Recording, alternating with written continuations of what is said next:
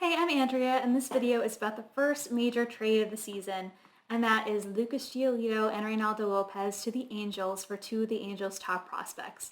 So in this video, we're going to do a breakdown of all four of the players and then talk about what this means for the Angels. The Angels are buyers this deadline, and that I think is coming as a surprise to a lot of people. I talked a little bit about this on my Patreon a couple weeks ago. We were having a chat about whether or not Ohtani was going to be traded, and I didn't think the Angels were going to sell this deadline for a couple of reasons, and I included a little snippet here. So the first reason was that I didn't think the Angels owner actually wanted to trade Ohtani and sell, and I also felt that the Angels were just under an enormous amount of pressure this year given how long it's been since they made the playoffs. And with two of the best players in baseball on their team, Trout and Ohtani being a free agent at the end of this season, it kind of felt like it was now or never for a playoff push. If you want to talk more about different trade deadline ideas with me, you can subscribe to my Patreon and I'll include the link below. So this is definitely a risky move for the Angels, and we'll talk more about that as we get to what they gave up. But first, let's start by going through what they got. So Lucas Giolito, starting pitcher, through 21 starts this year, he has a 3.79 ERA and an above average 26% strikeout rate, average walk rate at 8%. And his biggest struggle this season so far has been giving up a lot of hard contact.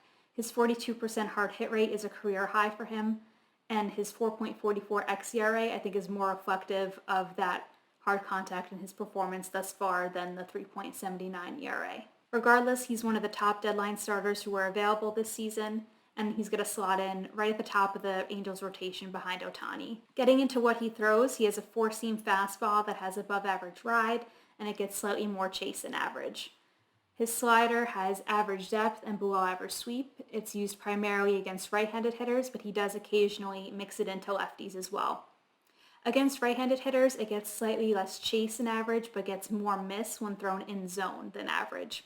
And the actual zone rate of the pitch, so how often he throws it in zone, is below average, but I think that that's because Giolito is intentionally trying to get the pitch on that outer edge of the plate to get weak contact.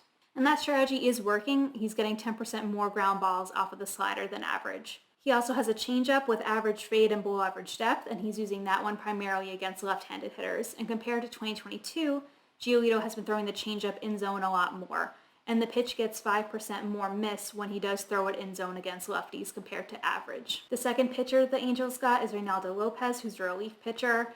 He has historically above average control, but a worse than average 12% walk rate this season. His strikeout rate, though, remains top tier, 86th percentile at 29%.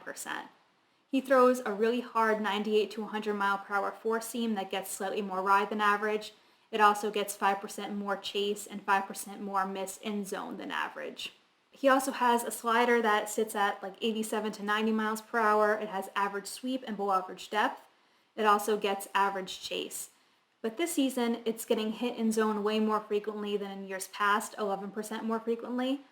And that's being reflected in the type of damage that it's giving up, which is much worse this season than last year. So his 408 X slug on the pitch this season is a lot higher than last year when it was 240. I see Lopez slotting in at the top of the Angels bullpen and being used as a high leverage arm. So now who are the White Sox getting from the Angels? They're getting two of the Angels' top prospects, Edgar Quero and Kai Bush. Quero signed with the Angels as an international signing in 2021 for $200,000. He's a switch hitting catcher in Double-A. One thing that stood out to me when I was looking at him is his 17% walk rate and his consistently high walk rates since he signed. Quero seems to have a pretty good feel for the zone, which is often a strong indicator of success as you climb through the minors. Kai Bush is a left-handed pitcher. He was the Angels' second-round pick in 2021, and he's also in Double-A. He doesn't have a very large sample so far. He's being used as a starter, but has only pitched 26 innings this year. He has a strikeout rate of 30% and a 13% walk rate. That 13% walk rate is a little misleading, though, because of how small the sample size is, and he was also dealing with a lat injury.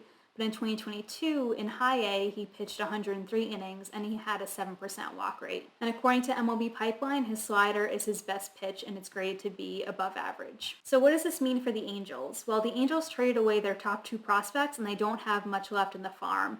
Fangraphs now ranks the Angels as the worst farm system in baseball, and they don't have a prospect in the Angels system that has a future value higher than 45, which is below average. What this means is that this was a pretty risky trade. So the Angels are receiving two players that are obviously very good, but also are rentals.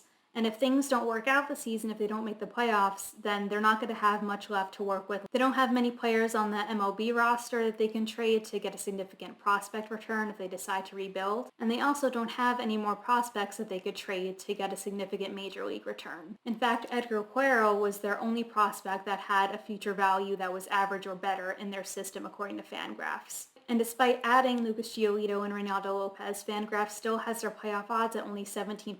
So while I do understand their urgency given Ohtani's free agency to try to compete this season, I do think it would have been a smarter idea to trade Ohtani and possibly Mike Trout as well to get a significant prospect return and start rebuilding their core. Let me know what you think of this trade and the Angels' chances this season.